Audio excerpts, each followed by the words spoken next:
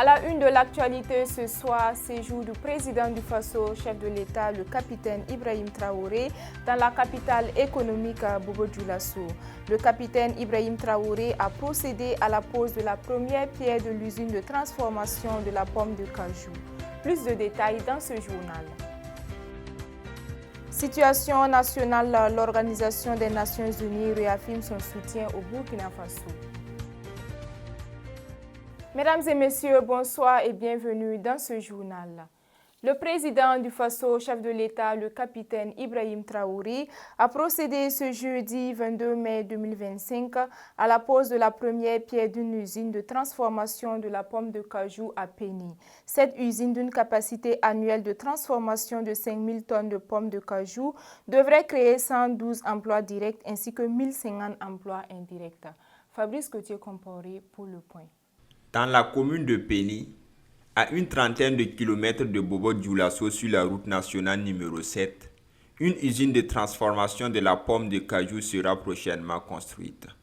D'un coût de 6,65 milliards de francs CFA, elle devrait être achevée d'ici décembre 2025. Ce projet s'inscrit dans la vision du président du Faso, capitaine Ibrahim Traoré, qui fait de la valorisation des produits locaux une priorité.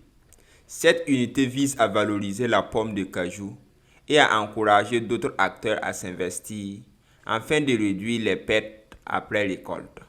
Le Burkina Faso dispose d'un fort potentiel dans ce secteur.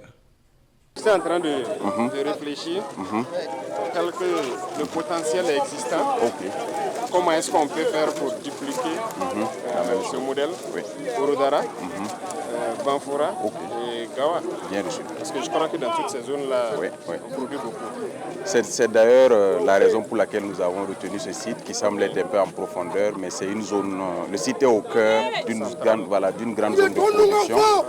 Nous avons la zone de Kourion et Orodara qui est là, il y a la zone également de Péni, les cascades, mais nous allons prendre en compte vos instructions et faire en sorte qu'ils puissent avoir plusieurs autres usines.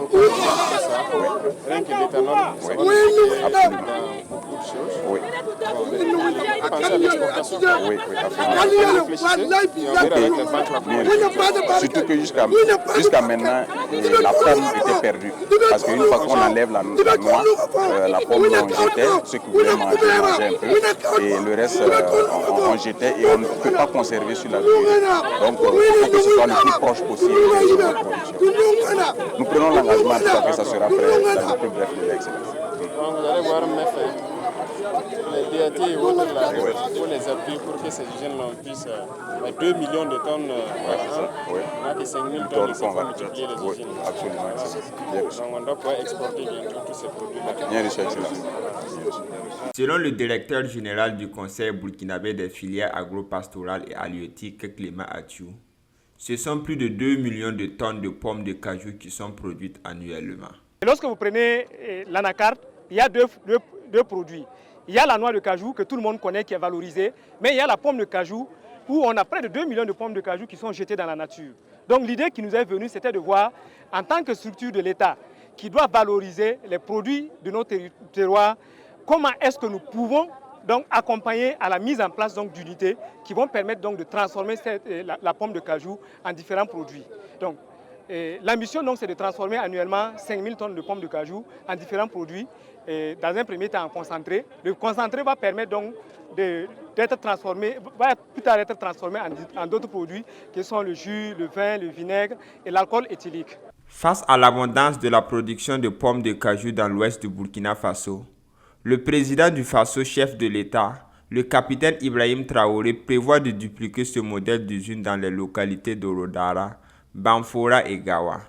L'usine de transformation à Péni contribuera ainsi à renforcer le tissu industriel national et à soutenir la relance économique du pays. Le Premier ministre Rimtalba Jean-Emmanuel Ouédraogo a accordé une audience au représentant spécial du secrétaire général des Nations Unies et chef du Bureau des Nations Unies pour l'Afrique de l'Ouest et le Sahel ce vendredi 23 mai 2025 à Ouagadougou. Cette rencontre a permis à l'émissaire des Nations Unies de s'imprégner de la situation que connaît le Burkina Faso. Le point avec Fabrice Gauthier-Compaoré. Du 21 au 24 mai 2025, Le représentant spécial du secrétaire général de l'ONU pour l'Afrique de l'Ouest et le Sahel est en visite officielle au Burkina Faso. Lors de son audience avec le Premier ministre, le chef du gouvernement lui a fait le point sur la situation politique, économique, sociale et sécuritaire du pays, ainsi que sur la vision des autorités burkinabées. Merci, je suis au Burkina dans le cadre de l'accompagnement de la situation politique, économique, sociale et sécuritaire du pays pour me renseigner sur l'évolution de la situation et voir aussi à quelle mesure les Nations Unies, le système des Nations Unies peut soutenir les efforts pour améliorer la condition de vie des populations.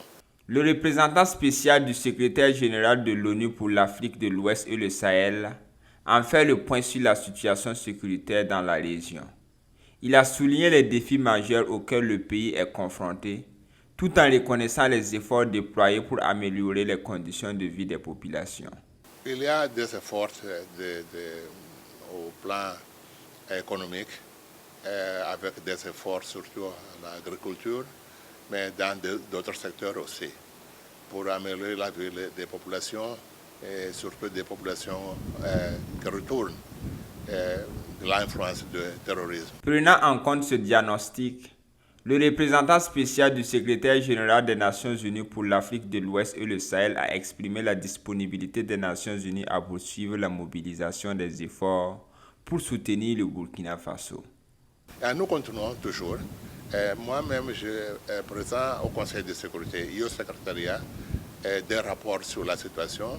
Donc, ma présence ici me permet aussi d'accueillir des éléments pour partager avec le système. En réaffirmant son engagement auprès du Burkina Faso, l'ONU confirme son rôle clé dans l'accompagnement du pays face aux défis sécuritaires, économiques et sociaux. Cette visite renforce la coopération entre les autorités burkinabées et la communauté internationale dans l'objectif commun de restaurer la stabilité et favoriser le développement durable. Le Burkina Faso peut ainsi compter sur un soutien constant pour relever les nombreux défis qui se présentent à lui.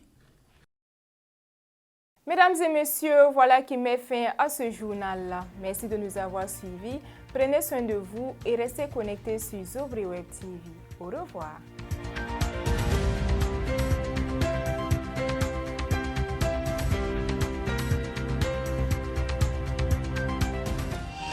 Zobri Web TV, la Web TV au-delà de vos attentes.